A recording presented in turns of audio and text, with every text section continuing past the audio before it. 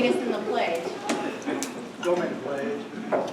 Allegiance to the flag of the United States of America and to the republic for which it stands, one nation, under God, indivisible, with liberty and justice for all. Jacob Landers, would you pray for us, please?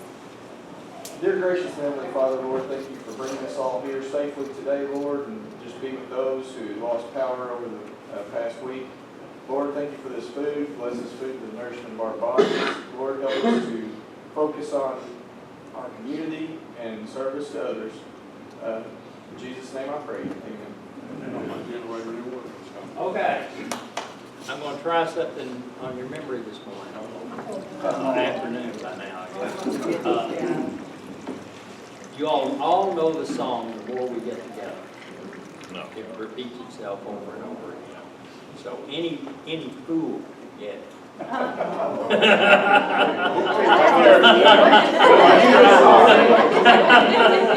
So here we go. The more we get together, the more we get together, the happier we'll be. For your friends are my friends, and my friends are your friends. The more we get together, the happier we'll be. Hey, listen, y'all are all right.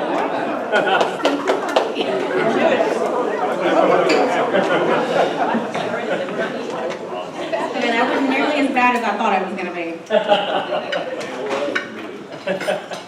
I've got a couple of thank you cards this morning. I've got one from Miss Fowler's 3rd grade class at Eagle Mountain Elementary School, and they all signed it. It's so adorable. Thanking you guys for the dictionaries. So good work, you guys. They really appreciate these dictionaries because they get to take them home and they're their very own book. And for a lot of those kids, that's the only book that they've ever owned. So it's really a good cause, and that just shows you how much they really do appreciate it. So thank you guys that went out there and did that. I also have a thank you card from Pat and Melinda Collins, the owners of Fox Creek Barbecue, thanking us for coming out while Lyon was on break and having dinner with them. They appreciated it and wanted to welcome us all back anytime. Birthdays. Yesterday was Pat Dunnigan's birthday. I don't see her here today. And I have down that on the 28th, somebody at this table right here might be having a birthday. Jerry, is it your 40th birthday? 49. 49, all right. Well, I like it. Let's wish Jerry a happy birthday.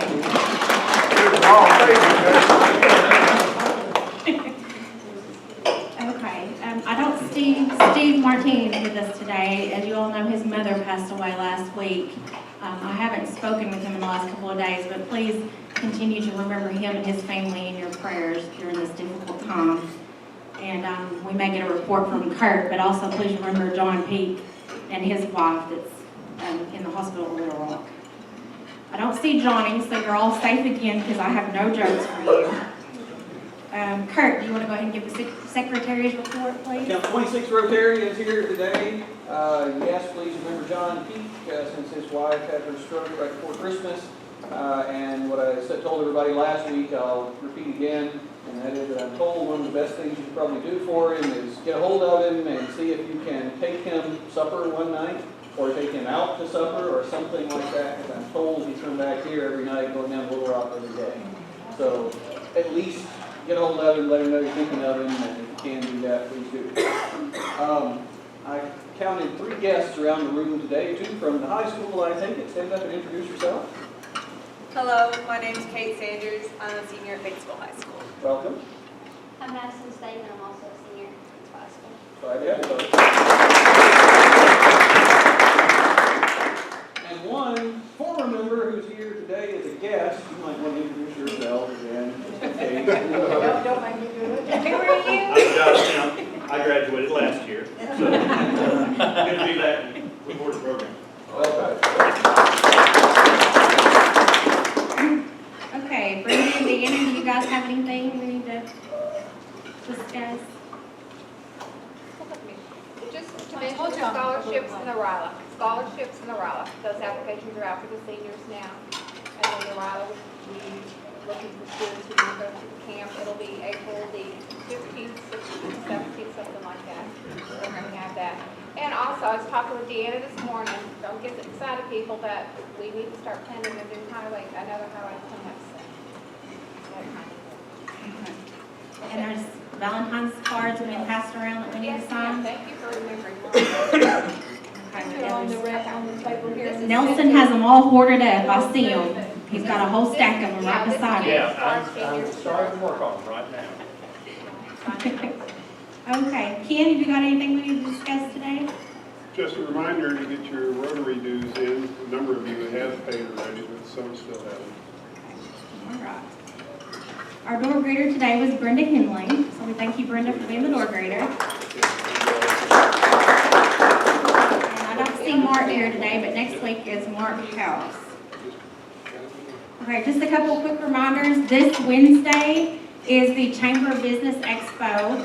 I've got a sign-up sheet going around. It's from about 10 o'clock to 2 o'clock. I don't think the actual event starts until 11, but I would like for it to have a couple volunteers each hour during that time period to kind of help set up, and then it may not last all the way till 2 o'clock.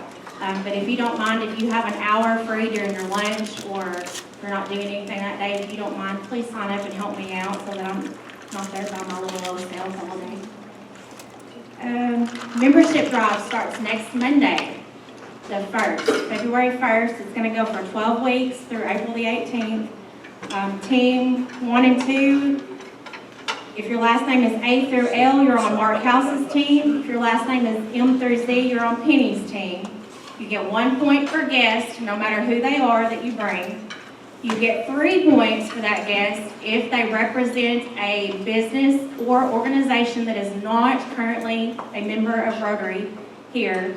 And then you'll get another 5 points if that person becomes a Rotarian during the membership drive. So that's how that's going to work. And then we're going to have prizes down towards the end as soon as Steve gets back and he and I can kind of get some stuff coordinated there.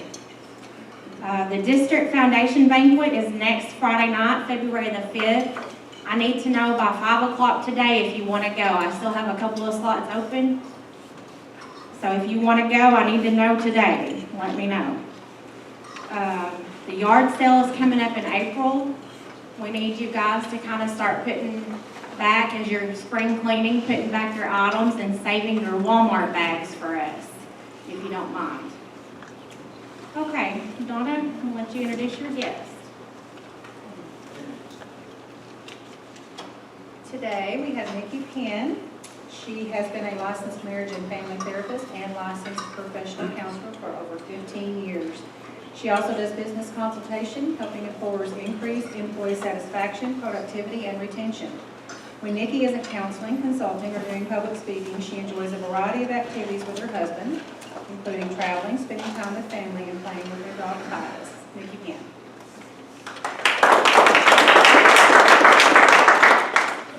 It is quite an honor to be here today. I don't know if I need this or not. I really appreciate you guys asking me. Stress and resiliency is a very near and dear topic to my heart, both personally and professionally. There was a time in my life in my second graduate program where I was very sick, bedfast for nearly 3 months, and a huge portion of it was exacerbated by stress-induced kinds of things. And so it's always been a very big thing for me to be able to speak to other people about, because hopefully it will touch other lives to where you guys can stay healthy and happy and be able to be successful without all the stress. Says there's only 2 times I feel stressed, both day and night. When we talk about stress, we are talking about a challenge that the body faces. There's both positive and negative types of stress. And I told Donna, I said it's really difficult to keep this to a 15 or 20 minute thing because there's so much that you can talk about in regards to stress and stress prevention. But when we look at stress, it can be both a good thing and a negative thing. Most of the time, research will show that a moderate amount of stress is the best. If you don't have any type of stress, then you're not motivated to do anything. You know, coming here, I love speaking in front of people, but there's always that little bit of stress that motivates you to try to do a good job, to be prepared, to have everything ready that you need to have. So some stress is good, but when you get to be too stressed out about things, it can start to have a lot of negative effects. And that leads to our next slide on why do we care. I'm not going to go over each one of these because there's stuff that I want to spend more time on. But one of the things that I wanted to point out is the 70% statistic. You will find research that will drop as low as 60%, but it goes up to 90% of illnesses that are either caused by or exacerbated by stress. That is a huge amount. And when you look at the 1 in 5 Americans are experiencing strokes are due to work stress, that to me was a really big number as well. Personally, I've known of 2 people just in our area under the age of 45 that have experienced strokes this year, and they believe that a large portion of it is work-related types of stress. So again, it's a near and dear topic to my heart. Okay, so resiliency. You guys will see that there is, it's the last handout, I believe, that you guys have, the last piece of paper. There's a little quiz there, and typically I would take time to go over this with you guys, but we don't have time for that today. But I would encourage you to look at the resiliency quiz. It was produced by a master social worker, and her name is Nan Henderson. And you can Google this and find it online, Nan Henderson. But she has a lot of really good information in this quiz, and when you take it, the more yeses that you have on that first portion, the better off you are. The more no's that you have, you're going to be trying to change those no's to yeses to stay the healthiest that you can be. When we're talking about resiliency, we're talking about the ability to bounce back. We all go through trials and tribulations of different types. We have illnesses in our family, we have the work stress, all kinds of things that pop up. And when they do, resiliency is defining whether or not that we can handle those in such a way that we can continue with a good quality of life, or if we're going to get so bogged down that we have the health problems and the lack of productivity and those kinds of things. When you guys take this, I would really recommend that you pay really close attention to the relationship part, and we'll talk about that a little bit later. Okay, so we're looking at being able to minimize the stress the most that we can, and if we can't minimize it, what exactly can we do about it? The first thing that I would recommend that you kind of keep a journal of your stress for a week or so. On this stress journal, you guys are going to have 24 hours, and like on a 0 to 10 scale, you'll rate your stress, 0 being none at all, 10 being the most imaginable. When you get it rated, then you will look at the cause of what is stirring up that stress for you. If it was a work-related incident, if it seems to be morning times when you're getting your kids ready for school, bedtime, trying to get your kids to sleep, all of those kinds of things, and it can help you track where the biggest stressors are coming in on a regular basis. So those would be the places that you want to spend the most time and energy to combat those types of stressors. It also helps you to be able to see, okay, is this an organization type of issue? Is this a timing issue? Is this a person issue? Somebody in my life that I don't have a lot of control over or any control over? Where is the stress coming from? And then it helps us to best be able to pinpoint and then treat. So the second thing, you have prevention and you have management. When we're looking at prevention, the first thing that I want you guys to think about is what is my contribution to the stress? Am I procrastinating in areas? Am I hard to get along with specific individuals? What is it that's going on that I might be contributing? Because as awesome as we all are, we all have a tendency to contribute to our own stress in certain ways. And so looking at those particular things, whether it's in our relationships, maybe we need some help with better communication or conflict resolution, like I said, time management, organization, different things like that that we can kind of prevent. The second thing is looking at our assertiveness. When we're talking about assertiveness, we're talking about being able to voice the needs that we have. Some personality styles have a tendency to hold things in, and they may be growing frustrated, but they don't voice those. And so those frustrations continue to build and build, and nobody really knows that it's going on. And then they might explode, or they might wall off, or something happens, and they never really got their needs met. Which also goes into the third thing, which is our boundary setting. When we're talking about boundary setting, we're talking about those items where we do have some control over it. When we set boundaries, we're not setting boundaries for the other person, because the other person we have no control over. But we can decide how we're going to respond when our boundaries are violated. So if we're at work and we're continually being required to work, 3 or 4 hours extra, or skipping lunch, or whatever the case may be, possibly sitting down and having a discussion with the coworker or the boss that is helping to facilitate the particular issue. If we have an issue with our daycare provider, they keep canceling on us at the last minute, not being afraid to find another child care provider, or speaking to that particular person and saying, hey, this is what's not acceptable to me, and if this continues, I'll have to find another provider. Because those particular things cause us a lot of stress. We have to find a voice to be able to do that with. As Christian people, a lot of times we have a tendency to say yes a lot, because we feel like it's our Christian duty to be available for others. Being a service type of organization, you guys probably find that with the people here too. We are service oriented so many times.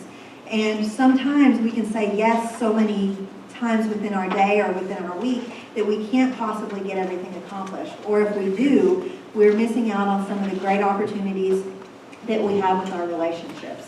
Some of the things that actually build resiliency within us. Anytime we commit to one thing, we are taking time away from something else. The day doesn't just continually get longer. And so being able to find some boundaries that help us better organize our day, our time, our energy, and the things that are most important to us. There's a little stress quiz that I give sometimes when I'm speaking, and it's looking at your priorities. And unfortunately, most of the time, people will list what is most important to them and where they're spending their time at, and the two don't mix. We end up spending time on the things that aren't as important to us, and that causes us stress.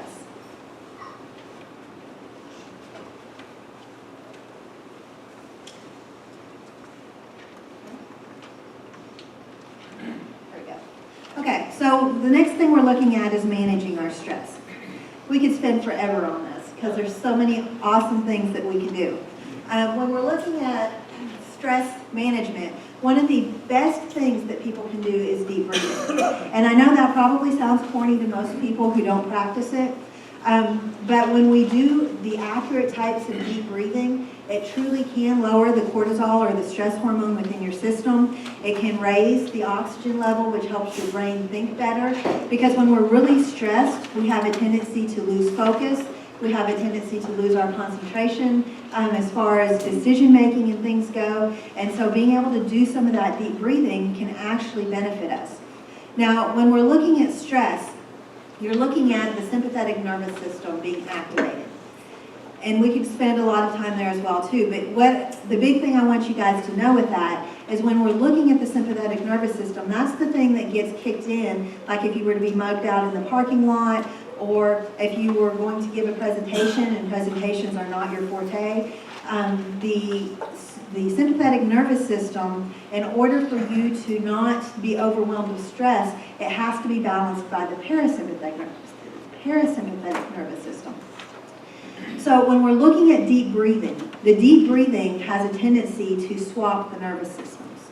If we can take deep breaths in through your nose, back out through your nose, that kicks in the parasympathetic nervous system and helps to relax the sympathetic nervous system. Generally, if the sympathetic nervous system is kicked in, you're doing a lot of mouth breathing, and that's not a real good thing for you. So in through your nose, out through your nose, and then the other thing that you want to watch for is your belly. As adults, most of the time we've forgotten how to belly breathe. I don't know if any of you guys have any small children or have babies as grandchildren, but when you watch them sleep, you can watch their belly raise more so than their chest because they take those deep belly breaths. But as we get older and our muscles start to contract, we don't expand our belly like we used to, and so we just use the chest cavity for our breathing. It doesn't give us as much of a good breath as we could have. And so when you take your deep breath in through your nose, try to count it in on about a 4 or 5 count. Expand, push out your belly button, and then as you exhale on a 4 or 5 count, you're going to bring your belly button back into your spine again, okay? So I'm actually going to let you guys try this for those of you who are willing participants, okay? So when I count, I'm going to be breathing 2, and so we're going to do an inhale of 4 and then an exhale of 4, okay? So in through your nose.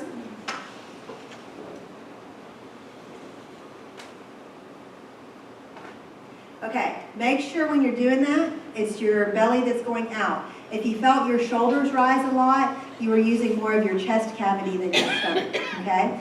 So, typically I will tell people that are in my office, if they do this 4 or 5 times, that's when it starts to decrease your cortisol levels.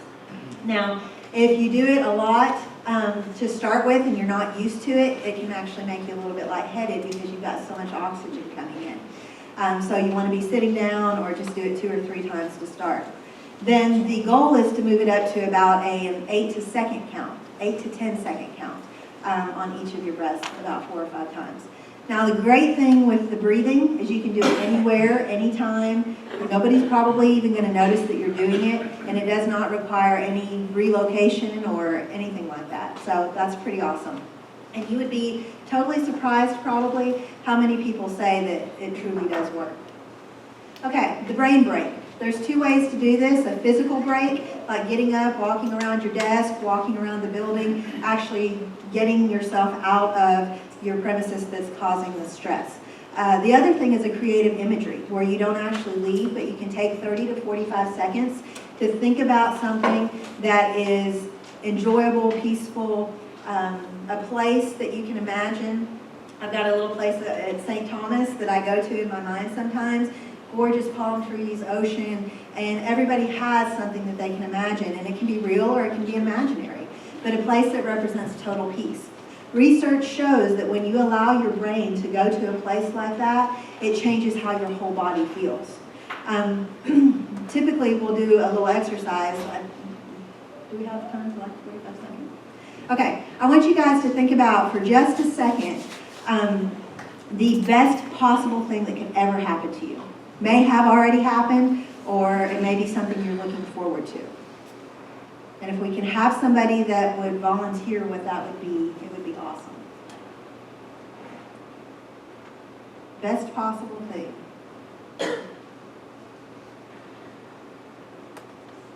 Anybody?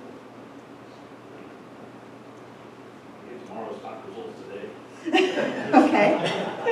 Okay, so what would that do for you? They very full. Okay? Okay. A lot of options, freedom, wealth. And how does that make you feel talking about it? You get a smile on your face. Okay. And what does that feel like for you? Okay. It gives you a little bit of a lift, invigorating. Okay. Now I want you guys to take just a few seconds, and I know this is the hard part, but I want you to think about the worst thing that could ever happen to you. It might be the death of a child, the death of a parent, being in a car accident, paralyzed forever. Just a couple seconds of what the worst possible thing could ever be. Could somebody describe what that feels like? Yeah, it's gut-wrenching. It's sick to your stomach. What did you guys say? Sinking spell. Yes, you can feel that oppression, absolutely. Did anything in our environment change? No, nothing. But it's what we were focused on that made a difference. You know, one thing makes us feel lighter, it makes us feel more invigorated. The other thing is just totally sickening, okay? And so when you look at research, that's the kind of thing that is backing up. That when we're in real life and we take just a few seconds to focus on something like getting the stock market results today instead of tomorrow, or the place in St. Thomas, or the birth of your first child, or whatever it is for you, it can actually provide that lift instead of being so focused on all the negative things that we have going on. Okay, music, Everybody has a different type of music that is relaxing for you, or invigorating or energizing. Music is a huge thing for us. Stimulates all kinds of nerves. And one of the things, I don't have it listed separately, is actually singing the music. It will stimulate certain nerves within your system that starts to decrease your stress. And so being able to sing one of your favorite songs, going down the road or in the office, and actually vocalizing that can reduce stress. When we talk about rubbing head, and I know that sounds crazy, but it stimulates certain nerves, again, that can cause relaxation. The muscles around our skull get very tight, and sometimes if you rub, you'll be able to feel like little bumps in your scalp where the muscles have started to bundle. And there's little head scratchers that you can get. They look like a little wire half whisk or something. And you can put them on there if you have a really good spouse like I do who would play with your hair or go get your hair done or something like that. It actually, when you play with your scalp, can help to reduce some of that stress. Stretches. There's all kinds of stretches that people can do. One of the things that I recommend is that you start to try to incorporate these 3 to 4 times in your day, just even sitting at your desk. One is to drop your head over the ear to one shoulder. If you guys want to try it, you'll feel a stretch in this side of your neck. And you'll hold it there for about 10 seconds. And then you'll go to the other side and feel it in this side of your neck. And then you'll drop your chin down, and you can very slightly rest your fingertips on the back of your scalp. Not providing pressure so much, it's just a little touch. And you do all of those for about 10 seconds. You can do some shoulder rolls. There's lots of stretches that you can do. But usually the primary focus that I start with people is in the neck and shoulder region, because we have a tendency to carry so much stress in those areas. And that's a lot of times where our headaches and things come from. Also, watching your jaw, being able to stretch it out with like a wide yawning motion, and then allowing your tongue to rest at the bottom of your mouth can relax those jaw muscles. And if anybody in here has TMJ, there's a huge possibility that you clench a lot, and you'll find that it's worse during stress. And so allowing some of that time to decompress those muscles in that jaw area is very helpful. All right, relaxation. Everybody here has something different that relaxes you. It might be fishing, it might be going for a drive, it might be reading a book, finding something to help you relax. Exercise, yoga, both of those are really good. When we look at exercise, it helps to reduce the cortisol and increase the endorphins in your system, because it changes the balance of the chemicals in your bloodstream. Usually when we're looking at exercise, we're looking at cardiovascular for the most part, 4 to 5 times a week, 20 to 30 minutes a time, getting your heart rate up. And what that shows is, like with depression, that a good exercise regimen can decrease depression even without medication up to 50% just with the exercise. So that's pretty awesome. Yoga is really good about teaching you the deep breathing. It helps you to stretch those muscles. It builds strength. There's a lot of really good things that it can do if you are in the right kind of program. All right, massage therapy and aromatherapy. These are two of one of my favorites, and I understand you guys had a massage therapist that came. When I first got married, I had never had a professional massage before, and my husband paid for me to go get one. Well, ever since then, if there's something that he really wants and he doesn't think that I'm going to be accommodating on it, he'll send me for a massage before we talk. It just makes you feel so much better, and it usually works. So try a massage if you guys have never done it. Now, on your table, you will find some lotion, and it is stress relief lotion. It's eucalyptus and spearmint. I want to encourage you guys to take the lid off and smell it, and if you are comfortable with the person beside you, you can give each other a little hand massage. If you're not, then I suggest that you just do it for a few seconds on your own, going in between your fingers, stretching out your thumb, getting your palm really good. And so it's a little bit both of the smell and of the touch, okay?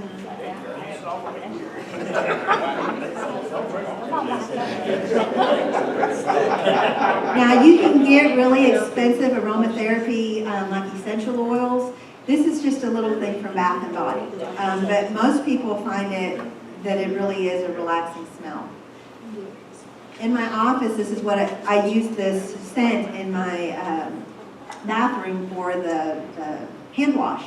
And I started that because I use it in my house too. And one of my friends came over and she had her little boy and he deals a little bit with some anxiety and things.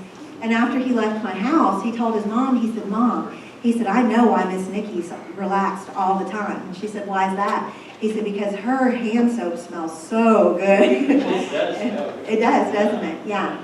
And it's not like a feminine or masculine scent, it's just kind of neutral in that way.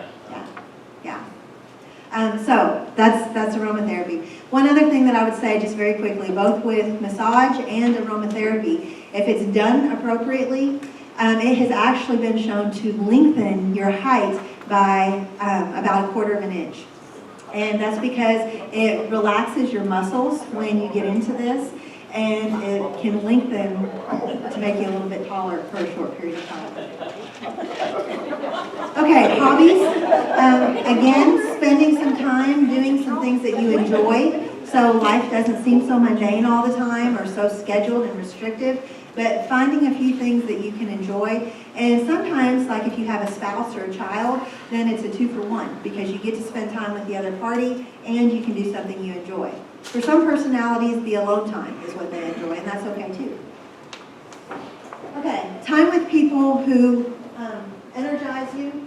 One of the things that they are showing time and time again in research right now is being with somebody that you feel like is supportive, somebody who is encouraging, has a huge impact on a person's mental state. Just very quickly, there was a research study that was done, and they had people, all these women in MRI machines. And what they did was they would give them a little shock while they were laying there. And they did it in different phases. One phase, they had the hand of an absolute stranger. One phase, they had nobody's hand. They were in there by themselves. And in one phase, they had the hand of a loved one that they felt like was supportive. And what they found was that physical touch of somebody who was supportive made their stress results and that feeling of pain drop to almost nothing, where some people didn't even realize they were getting shocked. The worst case scenario was being around somebody who was not supportive, who you felt like was antagonistic. That produced the most amount of pain. And then being lonely, then the stranger, and then, of course, the person who was supportive. And so we know that good, healthy relationships and good physical touch can really reduce our stress and emotional pain in our lives. Okay, progressive relaxation, we don't have time to do that today, but it's basically walking you through the creative imagery, starting at your head and going through your feet, of relaxing each of your muscle groups.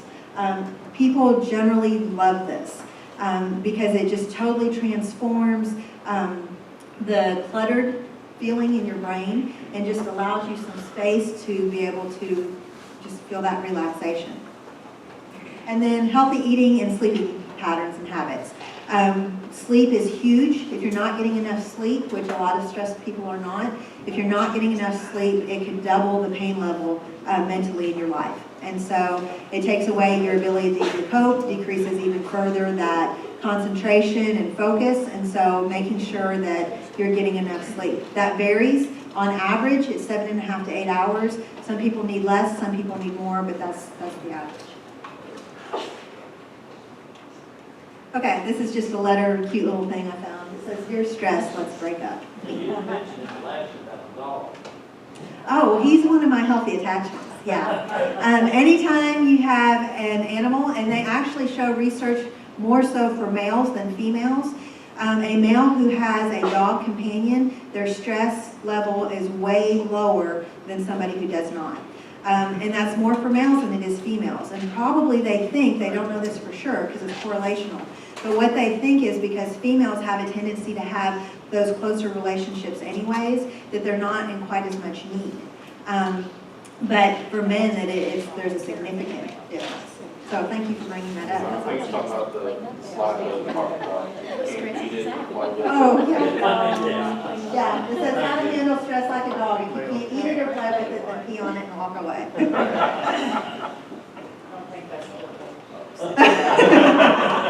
use that. Okay, so questions?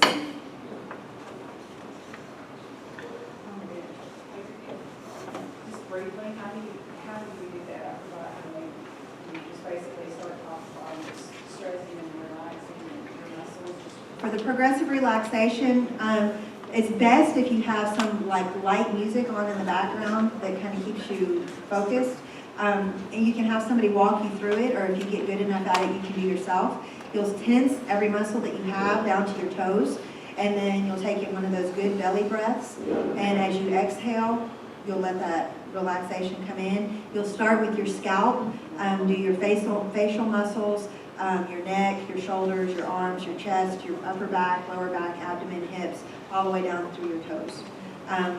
And then as you visualize, a lot of times I'll use a beach thing. And so the last thing is they're laying in a very comfortable place with, they can hear the ocean waves, they can feel the sun's rays warming them. And by that time they're pretty relaxed, but then I'll say if there's any residual stress resting in your body, this is the time that we're going to get rid of it. And so we do another very quick walkthrough. They let it go, we do some deep breathing, and then it's done. And it takes about 20 minutes or so. I have a lot of people that use this to put themselves to sleep at night and no longer require medication. Other questions? Well, I know stress and anxiety are technically not the same thing. Unfortunately, we in America have been sold a bill of goods from big pharma to get the use of anti-anxiety medications proliferated because we sort of have a pill for every ill philosophy. And these kind of approaches make far more sense and are much more effective over the long haul than the prescription. Well, there's some people that require the medication because of like genetics or different things. But yeah, if you can use behavioral interventions, it's much better because they don't have the side effects. There's no addiction tendency. It's good and healthy for you.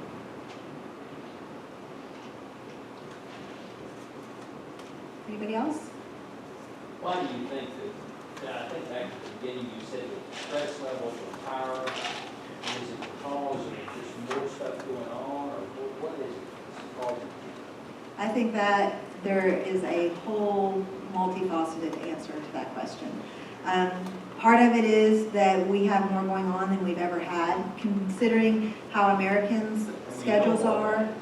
Yeah, considering American schedules compared to like people who live in Greece or Europe who take breaks throughout their day.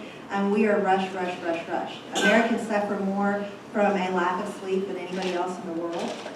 There's just a ton of things. With people not staying in family associations as much anymore, a lot of times we move away. We don't have the support like we used to have. And I was telling Donna how awesome that I think it is for you guys to take the time to meet weekly like this. Most people wouldn't take the time to do something like that to keep things going and build those relationships. I think there's a lot of things. It does. It does, absolutely. It does.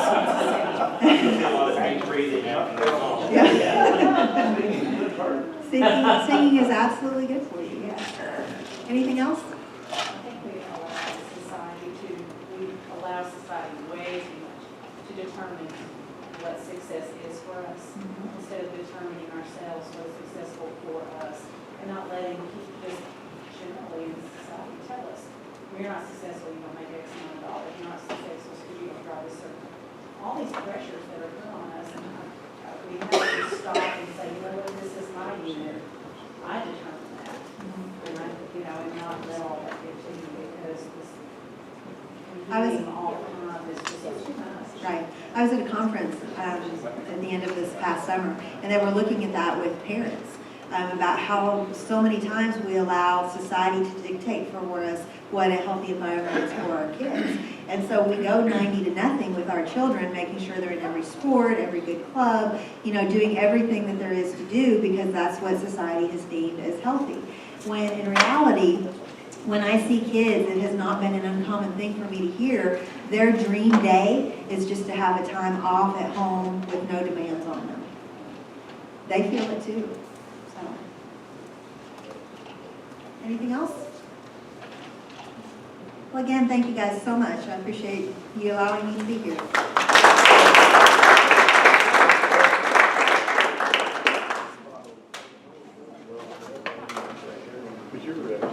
Thank you, Nikki, for coming. Our club started a literacy project last year, and we're gonna donate a book to the Independence County Library. It's Etiquette, and inside it reads, "This book is donated on behalf of Nikki Penn, Counseling and Consulting, for speaking to the Rotary Club of Batesville on January 25th, 2016. So we'll have it down there for you soon. You don't mind?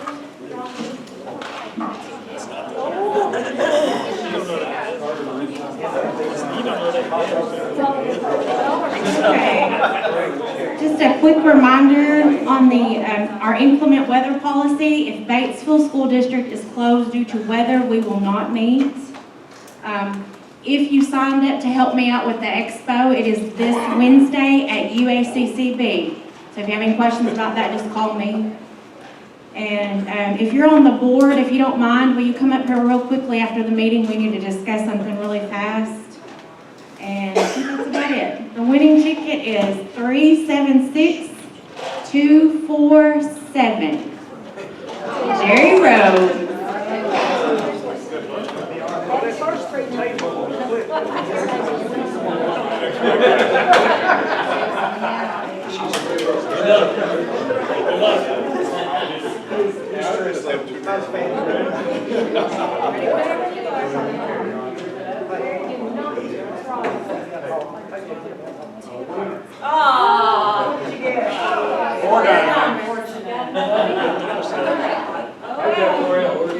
Sorry about that. We'll try again. As of today, we were up to $930, which by my math is a 465 split. So we're getting close. Okay, does anybody have anything else today for the good of Rotary? No? Okay, if not, if you're on the board, come up here real fast. Win with, as we always do with the things that we think, say, or do. Number 1. Is it the truth? Number 2. Is it fair to all concerned? Number 3. Will it build goodwill and better friendships? And number 4. Will it be beneficial to all concerned? Have a good week.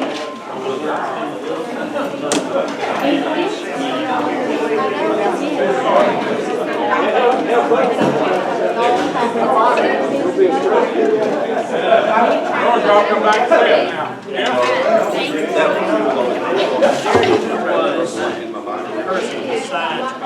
We did.